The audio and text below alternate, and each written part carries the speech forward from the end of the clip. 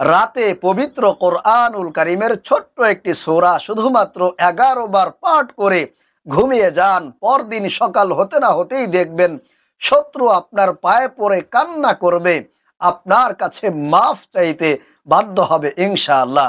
এমনই কার্যকরী পাওয়ারফুল একটি কোরআনী আমলের কথা আজকে আমি আপনাদেরকে বলবো।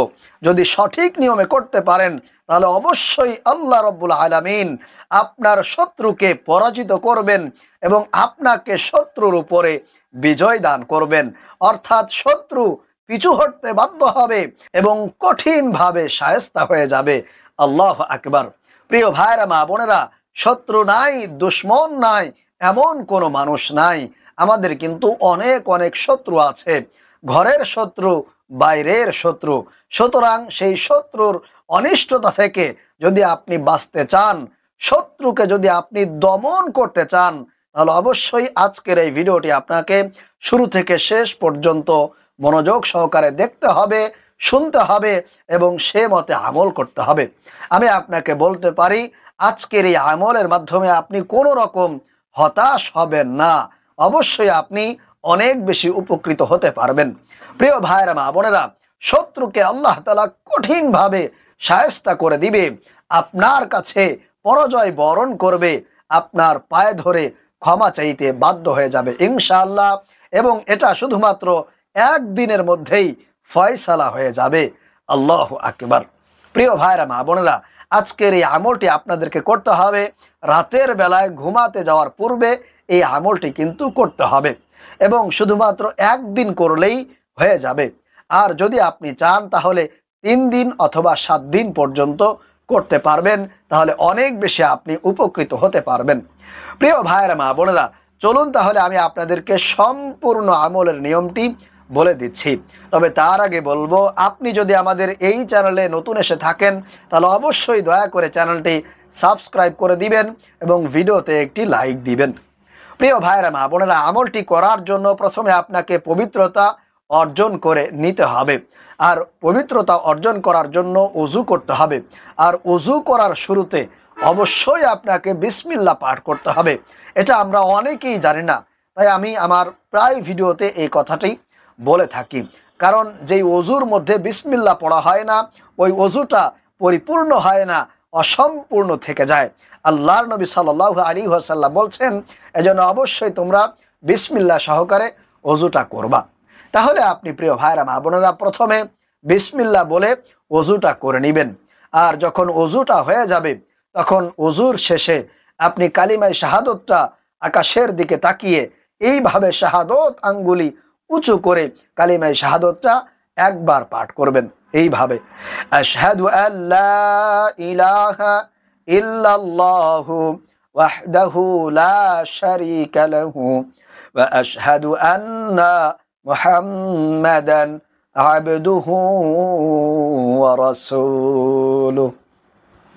এইভাবে করে আপনি একবার যদি কালিমায়ে শাহাদাত পাঠ করতে পারেন, আল্লাহ রাব্বুল আলামিন বলেন, আমি ওই বান্দা বান্দীদের জন্য জান্নাতের 8টি দরজা খুলে দিলাম। আল্লাহু আকবার। যে কোনো দরজা দিয়ে আপনি চাইলে জান্নাতে প্রবেশ করতে পারবেন। তাহলে এত বড় একটি ফজিলতপূর্ণ সওয়াবের কাজ আপনি কেন মিস করবেন? যেহেতু ওযুটা করতেছেন, ওযু করার পরে আপনি এই ছোট্ট আমলটি করে ফেলার চেষ্টা করবেন। তাহলে প্রিয় ভাইরা মা বোনেরা, যখন আপনার পবিত্রতা অর্জন হয়ে যাবে তখন আপনি কষ্ট করে 2 রাকাত, শুধুমাত্র 2 রাকাত নফল নামাজ আদায় করে নেবেন। যেহেতু আমলটি খুবই গুরুত্বপূর্ণ হতে চলেছে, এজন্য 2 রাকাত নফল নামাজ আদায় করবেন এবং 2 রাকাতে সূরাতুল ফাতিহার সঙ্গে যে কোনো 2টি সূরা, আপনি যেটা সবচেয়ে ভালো পারেন এরকম 2টি সূরা মিলিয়ে আপনি 2 রাকাত নামাজ পড়বেন। 2 রাকাত নামাজ যখন আপনার পড়া হয়ে যাবে, জায় নামাজের মধ্যে বসে থাকবেন। বসার পরে 1 নম্বরে 3 বার ইস্তেগফার পাঠ করবেন। এই ইস্তেগফারটি পাঠ করবেন, আস্তাগফিরুল্লাহ রাব্বি মিন কুল্লি যামবি ওয়া আতুবু ইলাইহি, আস্তাগফিরুল্লাহ রাব্বি মিন কুল্লি যামবি ওয়া আতুবু ইলাইহি।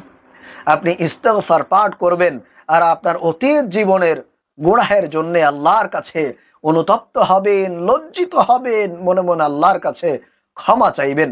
কারণ ইস্তেগফার পাঠ করা মানে আল্লাহর কাছে ক্ষমা চাওয়া, তওবা করা, আল্লাহর কাছে ওয়াদাবদ্ধ হওয়া যে আল্লাহ আমি জীবনে যত গুনাহ করেছি, ভুল করেছি, অন্যায় করেছি, মেহেরবানি করে তুমি আমাকে মাফ করে দাও, আমার গুনাহটাকে তুমি ক্ষমা করে দাও। দেখবেন আল্লাহ তাআলা সঙ্গে সঙ্গে আপনার অতীত জীবনের যত গুনাহ আছে, জানা অজানা, শিরকি, বিদআতি, আপনি যদি মন থেকে এই ইস্তেগফার পাঠ করতে পারেন, সকল গুনাহ আল্লাহ ক্ষমা করে আপনাকে নিষ্পাপ বেগুনাহ মাসুম করে দিবেন। আল্লাহু আকবার। তাহলে অবশ্যই আপনি এরকম মনে মনে গুনাহের কথা স্মরণ করবেন আর জবান দিয়ে পাঠ করবেন, আস্তাগফিরুল্লাহ রাব্বি মিন কুল্লি যামবি ওয়া আতুবু ইলাইহি। যারা এই বড় ইস্তেগফারটি না পারবেন তারা কিন্তু ছোট্ট ইস্তেগফার শুধুমাত্র 3 বার পাঠ করলেই হয়ে যাবে। এটা আপনারা পাঠ করবেন, আস্তাগফিরুল্লাহ আস্তাগফিরুল্লাহ আস্তাগফিরুল্লাহ, মন থেকে পাঠ করবেন ইনশাআল্লাহ। তাহলে প্রিয় ভাইরা, মা বোনেরা, আপনারা ওযু করে 1 নম্বরে 3 বার ইস্তেগফার পাঠ করে নেবেন। এরপরে 2 নম্বরে আল্লাহর নবীর প্রেম, ভালোবাসা, মহব্বত নিয়ে আপনারা 3 বার নামাজের দুরুদ ইব্রাহিম পাঠ করবেন। দুরুদ শরীফ পাঠ করলে কিন্তু অনেক অনেক সওয়াব পাওয়া যায়। আপনি একবার পাঠ করবেন, সঙ্গে সঙ্গে আল্লাহ রাব্বুল আলামিন আপনার আমল নামায় 10টি নেকি লিপিবদ্ধ করে দিবেন, 10টি গুনাহ আপনার আমল নামা থেকে কিন্তু কেটে দিবেন এবং আপনার নাম, পরিচয়, সকল কিছু আল্লাহ রসুল সাল্লাল্লাহু আলাইহি ওয়াসাল্লামের কাছে পৌঁছে যায় এবং আল্লাহর নবী বুঝতে পারেন যে এখন এই মুহূর্তে আমার অমুক বান্দা, অমুক বান্দি অমুক জায়গা থেকে আমি নবীর উপরে দুরূদ শরীফ পাঠ করতেছে। আল্লাহর নবী তখন ওই বান্দা বান্দির উপরে খুশি হয়ে যান, সন্তুষ্ট হয়ে যান। এটা কিন্তু প্রিয় ভাইরা, মা বোনেরা, সরাসরি হাদিস দ্বারা প্রমাণিত। এজন্য অবশ্যই আল্লাহর নবীর প্রেম, ভালোবাসা বুকের মধ্যে ধারণ করে, লালন করে আল্লাহর নবীকে খুশি করার জন্যে এবং কিয়ামতের মাঠে আল্লাহ রসুলের শাফায়েত নেওয়ার জন্য আপনারা এরকম বেশি বেশি আল্লাহর নবীর উপরে দুরূদ শরীফ পাঠ করার চেষ্টা করবেন। যখনই সুযোগ পাবেন তখনই পাঠ করবেন। তাহলে প্রিয় ভাইরা, মা বোনেরা, 2 নম্বর ও 3 বার নামাজের দুরূদ ইব্রাহিম আপনি পাঠ করেছেন। এরপরে 3 নম্বরে আপনাদেরকে পবিত্র কোরআনুল কারীমের ছোট্ট একটি সূরা, সূরাতুল লাহাব, তাব্বাত ইয়াদা আবি লাহাবি ওয়া তাব, এই সূরাটি 11 বার পাঠ করতে হবে। তো প্রথমে 1 বার পাঠ করবেন, এরপরে যার জন্য আমলটি করতেছেন, আপনার শত্রুর জন্য, তার নামটা যদি আপনার জানা থাকে, স্মরণ থাকে, তাহলে তার নাম নিয়ে সরাসরি বলবেন যে আল্লাহ, অমুক শত্রু, অমুক নামের অমুক শত্রু আমাকে অনেক দিন পর্যন্ত জ্বালাইতেছে, আমার অনেক অনেক ক্ষতি করতেছে, আমাকে কষ্ট দিচ্ছে, আল্লাহ তুমি তাকে হেদায়েত দাও। আর যদি তার কপালে হেদায়েত না থাকে, তুমি তাকে ধ্বংস করে দাও, শেষ করে দাও। কারণ তার যে শক্তি আছে, ক্ষমতা আছে, যার কারণে আমাকে কষ্ট দিচ্ছে, আল্লাহ তুমি তার সেই শক্তি, তুমি তার সেই ক্ষমতা একেবারে ধ্বংস করে দাও, দুর্বল করে দাও। দেখবেন আল্লাহ তাআলা তাকে দুর্বল করে দিয়েছেন, তার অনিষ্টতা থেকে, তার জুলুম থেকে, অন্যায় থেকে আপনাকে পরিত্রাণ দিয়ে দিয়েছে, আপনাকে হেফাজত দান করেছেন। প্রিয় ভাইরা, মা বোনেরা, তাহলে এরকম কিছু কথা বলবেন, তার নাম নেবেন, এরপরে আপনি এরকম ডান হাতের তালুতে একটি ফুঁক দিবেন, এইভাবে ফু দিয়ে হাতটা এরকম শক্তভাবে বন্ধ করে রাখবেন। এরপরে আবারও একই নিয়মে দ্বিতীয়বার, তৃতীয়বার এরকম পাঠ করে 11 বার সর্বমোট পাঠ করবেন। এরপরে 11টি ফুঁক দিবেন, অর্থাৎ 11 বার পাঠ করবেন। প্রত্যেকবারই নাম নিবেন, ফুঁক দিবেন, নাম নিবেন, ফুঁক দিবেন। আশা করি বুঝতে পেরেছেন। আমি আপনাদেরকে একবার পাঠ করে দেখিয়ে দিচ্ছি। আউযু বিল্লাহি মিনাশ শাইতানির রাজীম। বিসমিল্লাহির রহমানির রহিম। তাব্বাত ইয়াদা আবি লাহাবিন ওয়া তাব। ما أغنى عنه ماله وما كسب سيصلى نارا ذات لهب وامرأته حمالة الحطب في جيدها حبل من مسد।